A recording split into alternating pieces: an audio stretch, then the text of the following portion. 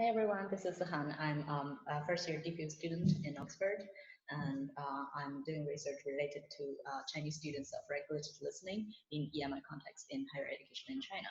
So this is the very early stage of my research. I'd like to share with you some of the conceptual ideas of how this research was formed and some very basic methodological issues. Um, so a simple background of English medium instruction. So English medium instruction has increased significantly and rapidly around the globe because of globalization, but also this speeding up internalization of higher education worldwide. So Makara and his colleagues defined English medium instruction as the use of English language to teach academic subjects, so other than English itself, in countries or jurisdictions where the first language of the majority of the population is not English. So there are several points here. So first, English is using as an instructional language, and also the subjects taught are academic subjects instead of English itself. And the third point is the majority, where the majority of the population is not speaking English as the first language. So this fits, in terms of the spreading of English medium instruction, Mitchell in 2016 had a statistic saying that over 8,000 courses are delivered in English worldwide for non-Anglophone countries. And this phenomenon is also growing in the Asia Pacific region because some researchers have also argued that the region has become geopolitically mature for EMI practices. So there might be some certain drives behind this geopolitical mature situation for Asia Pacific, especially since the 1960s, when the Association of Southeast Asian Nations was established, and also in the 1980s of the Asian Pacific Economic Cooperation, the APEC was established, and then after 2000. Cambodia, China, Laos, Taiwan, and Vietnam entered into the World Trade Organization, into the WTO. So the establishment of all these regional association in terms of trade cemented the role of English as a regional lingua franca for communication and for cooperation in terms of trade and commerce, especially. So in terms of China, China is a relative late comer in EMI practices, but it's taking great momentum since the turn of the century. So China got into WTO in 2001, and that's when it called upon a rapid provision of English proficient workforce. So basically, they hope to have like the universities in China, they hope to cultivate true talents where students do not only have the professional knowledge or disciplinary expertise, but also they can communicate it through English so that to strengthen cooperation within the region or with the world as well. So there are a number of policies in support from 2001 and 2017. And then from 2001, in the Ministry of Education had a policy saying that 5 to 10% of EMI undergraduate courses should be conducted in 3 years' time. And in 2003, the State Council also encouraged Chinese universities to co-run institutions or courses with top universities worldwide. And usually English is being used as a medium of instruction in those courses or universities. And then in 2010, that's a very important policy published by State Council in the support of building exemplary Chinese foreign higher education institutions. So basically it means, by exemplary, it means that it allows certain co-run institutions to become a model in the first place, and then that it could take a lead for the other institutions in other regions.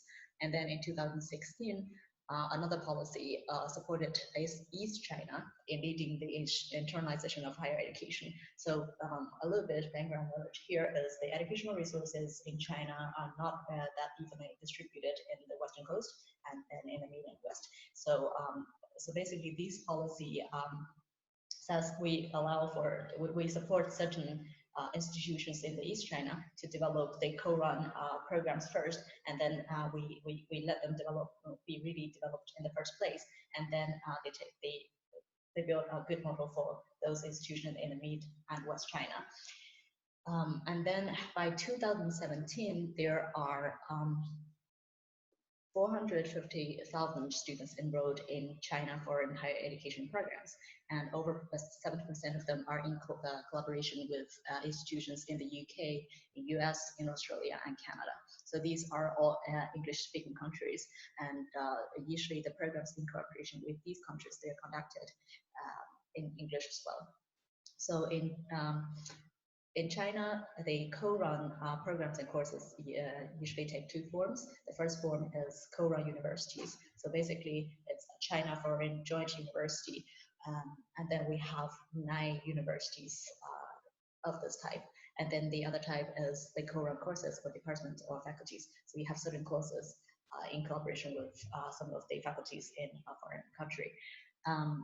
And then the research that I'm doing focuses on the first type, so of the co-run China foreign universities. And then,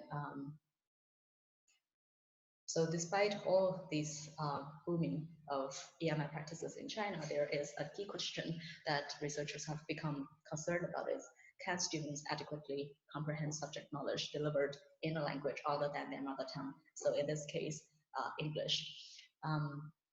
And a lot of researchers, they've done research investigating what are the types of listening difficulties encountered by students in EMI classrooms. There is so the hope was for the students to become dual talents with both English proficiency and disciplinary expertise, but if students can't really comprehend what was taught in class, so there might potentially lead to a dual lose. So students might not know the disciplinary knowledge, neither do they know the language very well. And this problem particularly stands out for transition year students.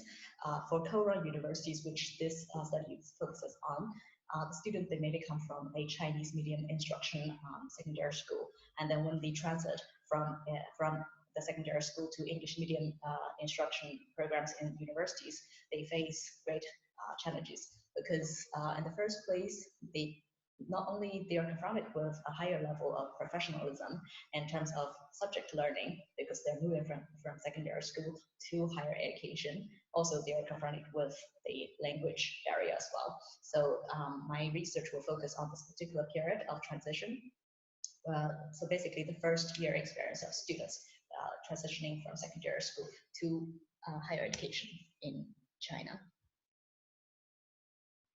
And there are 2 research questions that I would particularly like to ask. So how do Chinese first-year university students perceive the comprehension difficulties in listening to EMI classes?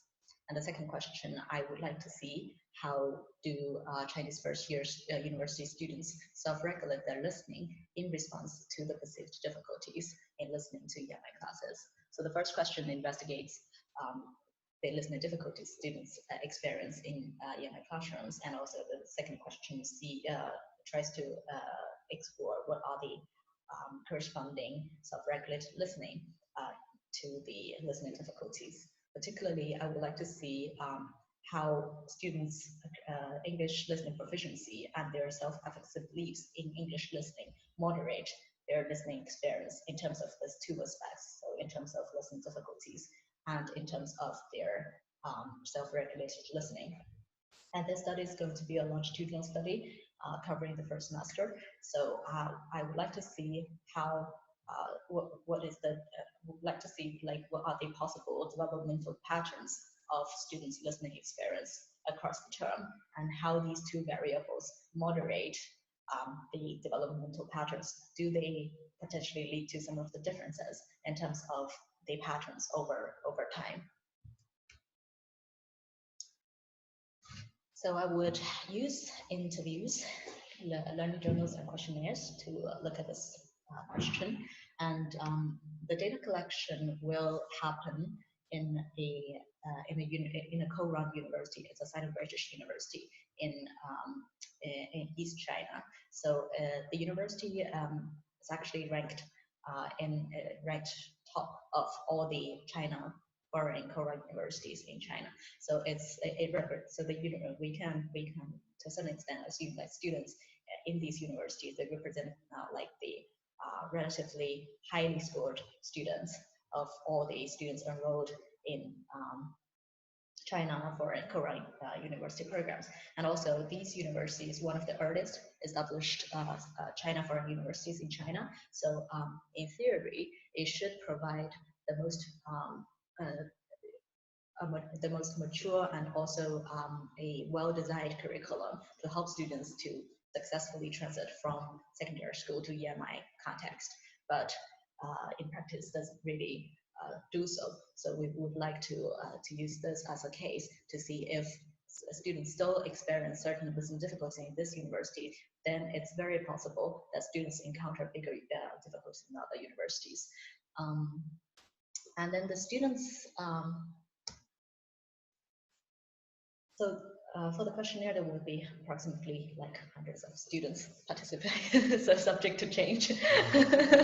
And then these students, they come from a variety of disciplinary backgrounds, because we want to see if by adopting this maximum support strategy, we want to see if students from different disciplinary backgrounds demonstrate similar patterns over time.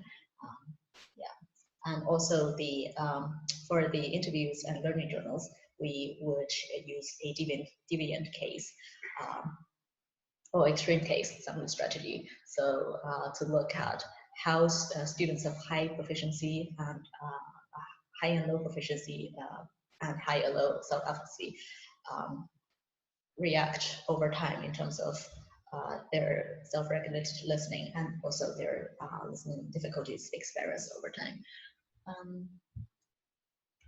And that is pretty much my research. Thank you, and I'm welcome to all comments and questions. Okay, thank you.